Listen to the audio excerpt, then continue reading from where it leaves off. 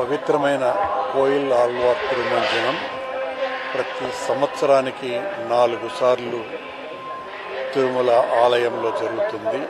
ఈరోజు ఉగాది పండుగ సందర్భాన్ని పురస్కరించుకొని చాలా వైభవంగా టీటీడీ ఉద్యోగస్తులు, అధికారులు అందరూ కూడా కోయిల్ ఆళ్వార్ తిరుమంజనంలో స్వామివార్లతో కలిసి పాల్గొనటం జరిగింది.